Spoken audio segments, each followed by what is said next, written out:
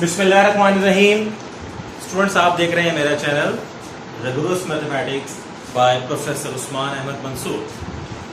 Tensor analysis की lecture series जारी है और जैसा कि आप जानते हैं कि इससे पहले 11 लेक्चर्स हो चुके हैं टेंसर्स के ऊपर, और अब तक हमने पहले 10 लेक्चर्स के अंदर सिर्फ बेस बनाई अपनी कि किसी तरह टेंसर्स के कॉन्सेप्ट को समझा जा सके। लेक्चर 11 में जाकर कहीं हमने इंट्यूटिव स्टडी की कि टेंसर एक्चुअली होता क्या है। सबसे मेन कॉन्सेप्ट टेंसर्स के अंदर जो है वो कोऑर्डिनेट ट्रांसफॉर्मेशन का है कि अगर एक सिस्टम से दूसरे सिस्टम में जाना है और दूसरे से फिर पहले में वापस आना है तो कोई कायदा कानून होना चाहिए आपके पास कि जिसके तहत आप बात कर सके। अगर आपके पास एक सिस्टम मौजूद है और इसमें एक पॉइंट की पोजीशन स्पेसिफाई हुई हुई है, तो अब मैं इसी स्पेस के अंदर कोई डिफरेंट सिस्टम इस्तेमाल करना चाहूँ तो पहले सिस्टम से उस नए वाले सिस्टम तक कैसे आऊंगा और नए वाले सिस्टम से पहले में कैसे जाऊंगा।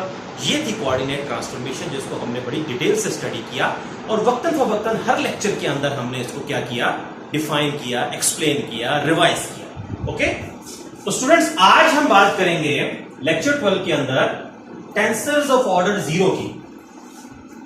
कि टेंसर्स हमेशा जब भी डिस्कस होंगे तो विद सम ऑर्डर डिस्कस होंगे। तो टेंसर सिर्फ कुछ लिख देना, टेंसर नाम की कोई चीज लिख देना, इट मींस कि ये कंटेन कर रही है अपने अंदर एक आइडिया। कौन सा आइडिया? कि वो किसी ऑर्डर के अगेंस्ट है, वो किसी रैंक के अगेंस्ट है। ओके, तो जीरो ऑर्डर टेंसर्स या जीरो रैंक टेंसर्स या टेंसर्स ऑफ जीरो रैंक या टेंसर्स ऑफ जीरो ऑर्डर आप ड्रामेटिकली देख सकते हैं। ये एक्चुअली होते क्या है? These are the scalars. ये बताया था पिछले लेक्चर में कि स्केलर्स जो हैं वो बजाते खुद भी क्या हैं, वो टेंसर्स ही हैं। मगर अब हम डिफाइन करने लगे हैं कि स्केलर्स को आप किस बेस पे कह देते हो कि ये एक जीरो ऑर्डर का टेंसर है। उसकी डेफिनेशन क्या है? जीरो ऑर्डर के टेंसर को हम डिफाइन कैसे करेंगे?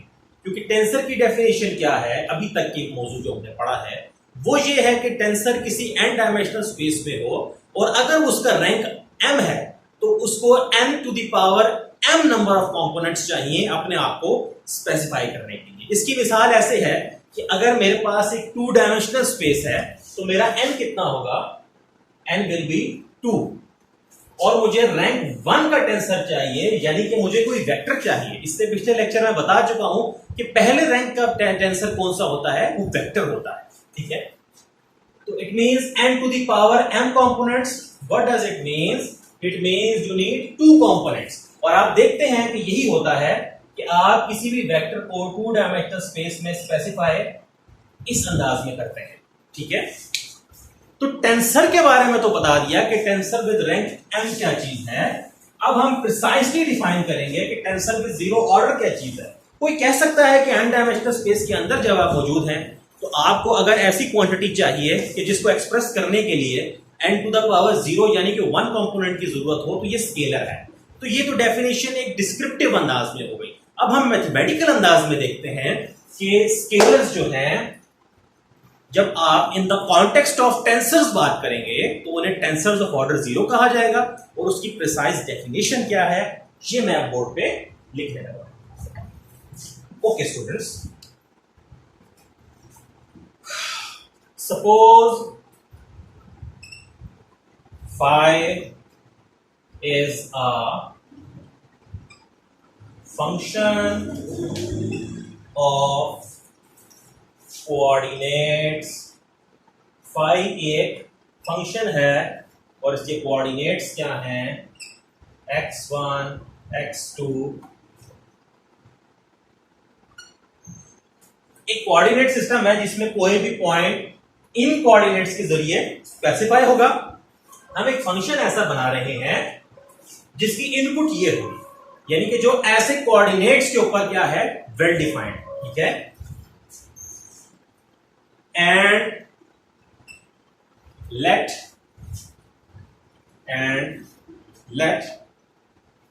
Phi bar denote the functional value function कौन सा है, फाई ही है, फाई बार उस फंक्शन की कोई वैल्यू है, कहां पर, under A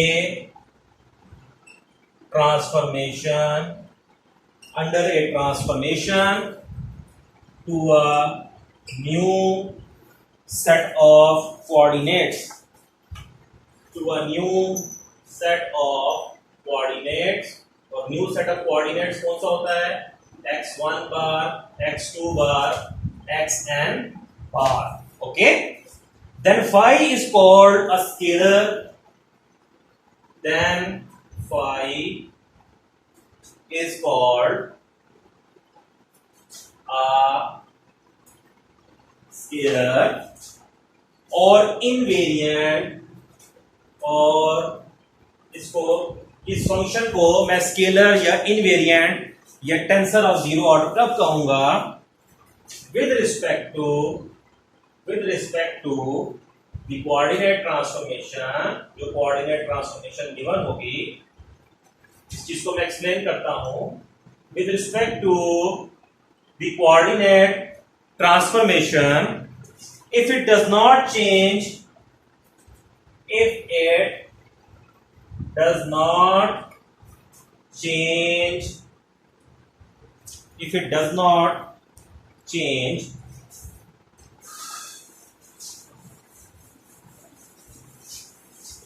if it does not change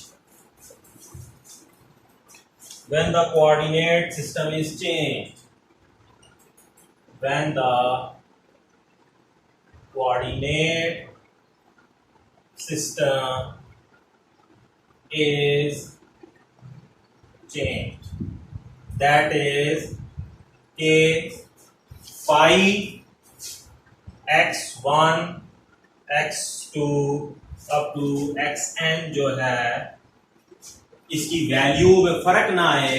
कब फर्क ना आए, जब आप नया कोऑर्डिनेट सिस्टम इस्तेमाल करेंगे. और इस वैल्यू के लिए उसने क्या नोटेशन यूज की हुई है, वो इसी को क्या कह रहा है, फाई बार कह रहा है. ठीक है, मैं दोबारा एक्सप्लेन करता हूं. Thus a tensor of it is also called as, चलो यहां तक हम इसको पहले एक्सप्लेन करते हैं अपनी सिचुएशन को, फिर मैं आपको लिख देता हूं, और इसकी एक एग्जांपल भी हम करेंगे वेरी क्विकली. फाई एक फंक्शन है जो कि n नंबर ऑफ वेरिएबल्स पे डिपेंड कर रहा है, और कोऑर्डिनेट सिस्टम x वाला है. ठीक है, अब हमारे पास ये सेटअप मौजूद है, हम ये अज्यूम कर रहे हैं कि उसी स्पेस के अंदर, n डायमेंशनल स्पेस होगी ऑब्वियसली बात है, इसी स्पेस के अंदर एक और कोऑर्डिनेट ट्रांसफॉर्मेशन, किसी कोऑर्डिनेट ट्रांसफॉर्मेशन के तहत आपके पास ये सहूलत मौजूद है कि आप x सिस्टम से x बार सिस्टम में जा सकते हैं और वापस भी आ सकते हैं, क्योंकि वो थ्योरम मौजूद है जो वापस आना भी इंश्योर करता है. ठीक है, ये जो कुछ भी लिखा हुआ है इसकी मैथमेटिक्स क्या है कि फाई फंक्शन इन पे डिफाइन है. अब इन्हीं कोऑर्डिनेट्स के थ्रू आप x बार सिस्टम के कोऑर्डिनेट्स के ऊपर भी जा सकते हैं, यानी x1 और x1 बार का कोई रिलेशनशिप होगा. ठीक है, इसी तरह x2 और x2 बार का भी कोई रिलेशनशिप आपस में होगा, कि सच दैट कि आप क्या कर सकते हो कि जब आप इस नए सिस्टम के ऊपर फंक्शन की वैल्यू चेक करो, बिकॉज ये x1 बार भी इन टर्म्स ऑफ दीज लिखा जा सकता है. ठीक है, ये x2 बार भी इन टर्म्स ऑफ दीज लिखा जा सकता है. ठीक है, तो इन पे वैल्यू चेक करने का मतलब बेसिकली एक तरह से आप इन्हीं पे चेक कर रहे हो, यानी जब आप इनको अगर इससे रिप्लेस कर दो तो आपका ये फंक्शन फाई कब स्केलर कहलाएगा या इनवेरिएंट कहलाएगा, जब उसकी वैल्यूज, उस फंक्शन की वैल्यूज इन दोनों इनपुट्स के अगेंस्ट सेम रहे. ये फाई बार से मुराद फंक्शन की वैल्यू एक्स बार सिस्टम के अगेंस्ट आने वाले कोऑर्डिनेट्स के ऊपर. ठीक है, अगर फर्क नहीं पड़ता दोनों वैल्यूज पे तो आपका फंक्शन क्या है, स्केलर है. ये बात इतनी इजीली समझ नहीं आएगी जब तक इसकी एक स्ट्रॉन्ग एग्जांपल ना की जाए. ओके, तो यहां से हम आगे क्या लिख सकते हैं, 10, बल्कि this is also called a tensor of rank 0. यानी स्केलर जो डिफाइन किया है actually it is a tensor of rank 0। Okay, अब हम इसकी एक एग्जांपल करते हैं और वहां से हम अंडरस्टैंड करते हैं कि कोई टेंसर ऑफ रैंक 0 देखने में कैसा होगा। Obviously it is a scalar, it is a simple scalar number. Take a function, example की हेडिंग दे दें, टेक अ फंक्शन फाई, ठीक है, वो कहां डिफाइन है, मैं 2 डायमेंशनल सेटअप ले लेता हूं, फाई ऑफ x1 x2, और ये कैसे डिफाइन होगा मेरे पास, it is x1 plus x2, यानी इस फंक्शन को कैसे डिफाइन करना है, 2 वेरिएबल फंक्शन है, जब भी इसमें एक इनपुट एक ऑर्डर पे डाला जाएगा तो वो आउटपुट कैसे देगा, उन दोनों कंपोनेंट्स का सम। जैसे अगर ये फाई ऑफ 1 2 हो तो इट विल बी 1 प्लस 2 यानी कि 3, अगर ये फाई ऑफ 3 4 हो तो इट विल बी 3 प्लस 4 यानी कि 7। ओके, अब मेरा टारगेट क्या है, to prove phi is a tensor of rank 0। ठीक है, अब मेरे पास कोई कोऑर्डिनेट सिस्टम होना चाहिए, सॉरी कोऑर्डिनेट ट्रांसफॉर्मेशन होनी चाहिए, बिकॉज स्केलर जब भी प्रूव किया जाएगा या इनवेरिएंट प्रूव किया जाएगा किसी फंक्शन को तो with respect to some coordinate transformation होगा। ठीक हो गया, the coordinate transformation, the coordinate transformation equations are, the coordinate transformation equations are, वो कौन सी हैं coordinate transformation equations, आपके पास मैं लिखने लगा हूं, x1 bar is equals to x1 minus 4 and x2 bar is equals to x2 plus 4, यानी कि जब मेरे पास कोई पॉइंट x सिस्टम में है तो मैं उसके थ्रू x बार सिस्टम में जा सकता हूं, क्योंकि मेरे पास ट्रांसफॉर्मेशन इक्वेशंस क्या हैं, मौजूद हैं। अब प्रूफ क्या करना है, टारगेट क्या होना चाहिए, टू प्रूव, फिर से लिख लेते हैं एक बार, कि ये फाई एट x1 x2 क्या बताया था वहां पर, कि कोऑर्डिनेट ट्रांसफॉर्मेशन इक्वेशंस के लिहाज से जब फंक्शन की वैल्यूज चेक की जाएंगी तो कोई चेंज नहीं आना चाहिए, यानी वो ये कहना चाह रहा है कि जो वैल्यूज x1 और x2 के तहत थी वही x1 बार और x2 बार के तहत होंगी, यानी कि ये रिजल्ट आपने स्टूडेंट्स क्या करना है, वेरीफाई करवाना है। यानी कि इसका आंसर भी x1 प्लस x2 है, उसका तो पता ही है ना आपको, उसका आंसर क्या है, x1 प्लस x2 है, इसका आंसर भी क्या। अब यहां से इसको यूज करके ये कैसे फाइंड होगा, you will use these equations. Okay, now, और बाय द वे इसी को उसने थ्योरी के अंदर जो लिखा था, इस पूरी चीज को फाई बार कहा हुआ था। तो फाई बार इटसेल्फ कुछ नहीं है, बेसिकली फाई बार से मुराद ये है कि एक्स बार सिस्टम पे उस गिवन फंक्शन की नोयत क्या फर्क आता है या नहीं। अगर फर्क आएगा तो it will not be a tensor of order 0, अगर फर्क नहीं आता तो it will be a tensor of order 0। Now phi at x1 bar x2 bar, यहां से x1 बार कितना आ जाता है, x1 माइनस 4, और x2 बार कितना आ जाता है, x2 प्लस 4।